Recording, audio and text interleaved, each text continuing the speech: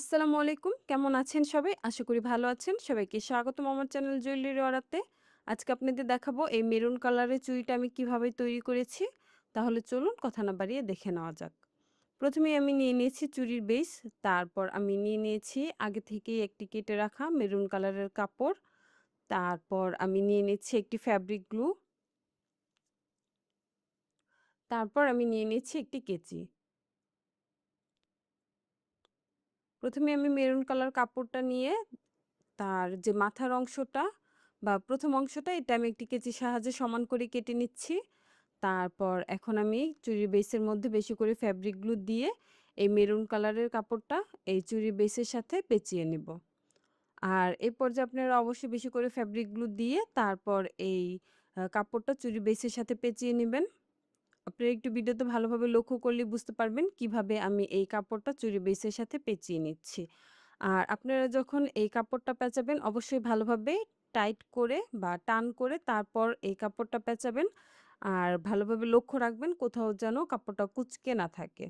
আপনারা যখন এ ধরনের ফ্যাব্রিক জুয়েলারি বানাবেন অবশ্যই চেষ্টা করবেন পিওর যে কটন কাপড়টা আছে সেই কাপড়টা নেওয়ার জন্য। আর আপনারা যদি কটন বা সুতি কাপড় না নেন তাহলে আপনারা চেষ্টা করবেন সুই সুতার সাহায্যে কাপড়টা সেলাই করে নিতে। এতে দেখা যাবে চুড়িটা অনেকদিন টেকসই হবে। আর আপনারা যদি ফ্যাব্রিক গ্লু দিয়ে আটকানোর চেষ্টা করেন তাহলে এই চুড়ি থেকে কাপড়টা কিছুদিন যেতে না যেতেই খুলে যাবে। কথা বলতে, বলতে আমার কাপড়টা প্রায় পেঁচিয়ে নেওয়া শেষ। এখন আমি শেষের যে আরেকটা পাশ ছিল কাপড়ের, সেই পাশটাও আমি একইভাবে ভাঁজ করে নিয়েছি। তারপর কাপড়ের যে এক্সট্রা অংশ আছে, এটা আমি একটি কেচির সাহায্যে কেটে নিয়েছি। তারপর বেশি করে ফ্যাব্রিক গ্লু দিয়ে এখন চুড়ির বেসের সাথে কাপড়টা আমি ভালোভাবে আটকে নিচ্ছি। আর এ পর্যায়ে বেশি করে ফ্যাব্রিক গ্লু দিয়ে তারপর আটকে নিবেন, যাতে চুড়িটা অনেকদিন টেকসই হয়। তারপর আমি নিয়ে নিয়েছি একটি স্টোন চেইন। তারপর আমি নিয়ে নিয়েছি একটি B6000 এর যে গ্লুটা আছে সেই গ্লু। আপনারা যখন কুন্দন, মিরর অথবা স্টোনের যে কাজগুলো করবেন, সেই ক্ষেত্রে আপনারা অবশ্যই চেষ্টা করবেন B6000 বা B7000 এর যে গ্লুগুলো আছে সেই গ্লুগুলো ব্যবহার করতে। এতে দেখা যায় এই স্টোন বা কুন্দন এগুলো সহজে খুলে আসে না। আপনি একটু ভিডিওতে ভালোভাবে লক্ষ্য করলে বুঝতে পারবেন আমি কিভাবে এই গ্লুটা আটকে নিচ্ছি। আমার গ্লুটা আটকে নেওয়া শেষ। এখন আমি চেইনটা কিভাবে ঘুরিয়ে আটকিয়ে নিচ্ছি। আপনারা একটু ভিডিওতে ভালোভাবে লক্ষ্য করুন তাহলেই বুঝতে পারবেন। আর অবশ্যই মাঝ বরাবর রেখে তারপর এই স্টোনটা আটকাবেন। যেন চুড়ির মাঝ বরাবর বসে সেদিকেও লক্ষ্য রাখবেন।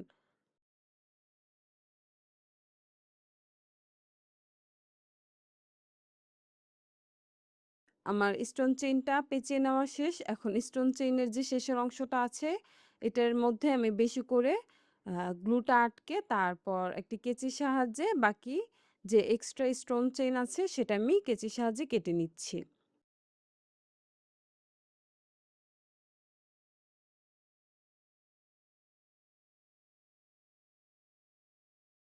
আমার স্টোন চেইনটা চুড়ির বেসের সাথে ভালোভাবে আটকিয়ে নেওয়া শেষ। এটা আমি এখন কিছুক্ষণ শুকানোর জন্য অপেক্ষা করব।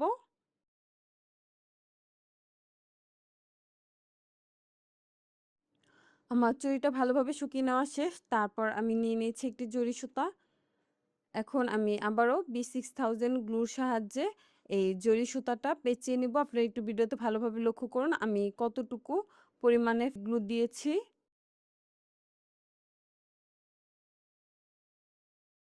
আমি জরি সুতাটার মাথার অংশটা কেটে সমান করে নিয়েছি। তারপর আমি এই জরি সুতাটা গ্লুর মধ্যে কিছুক্ষণ চেপে ভালোভাবে ধরে রাখবো, যাতে এটা ভালোভাবে শুকিয়ে যায়। আর কাজ করতে যেন অসুবিধা না হয়। দেখা যায় ভালোভাবে না শুকিয়ে কাজ করলে বারবার সুতাটা খুলে আসার সম্ভাবনা থাকে। এখন আমি পুরো চুড়িটার মধ্যে এই জরি সুতাটা পেঁচিয়ে নেব। আমার ভিডিও রিলেটেড যদি আপনাদের কোনো প্রশ্ন থেকে থাকে অবশ্যই আমাকে কমেন্ট করে জানাতে ভুলবেন না। আমি চেষ্টা করব আপনাদের কমেন্টে রিপ্লাই করতে। আর আমার ভিডিওটি যদি আপনাদের ভালো লেগে থাকে আমার চ্যানেলটি সাবস্ক্রাইব করবেন, পাশে থাকা বেল আইকনটি ক্লিক করে দিবেন।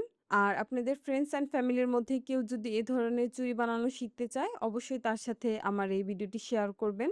যাতে সে এই ধরনের ভিডিও দেখে নিজেও বাসায় চুড়ি তৈরি করতে পারে। আমি অফ ক্যামেরায় অনেকখানি সুতা পেঁচিয়ে নিয়েছি। এখন জরি সুতার যে এক্সট্রা অংশ আছে এটা আমি একটি কেচির সাহায্যে কেটে আবারও B6000 এর যে গ্লুটা আছে এটা দিয়ে আমি সুতাটা ভালোভাবে আটকে নিব। এই চুড়িটা আমি ৬ থেকে ৭ ঘন্টা ভালোভাবে শুকিয়ে নিব। তারপর আমি এই চুড়িটা ব্যবহার করব।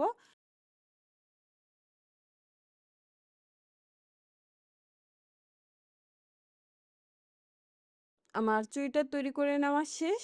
কেমন লেগেছে এই চুড়িটা অবশ্যই আমাকে জানাতে ভুলবেন না। ভিডিওটি শেষ পর্যন্ত দেখার জন্য সবাইকে অসংখ্য ধন্যবাদ।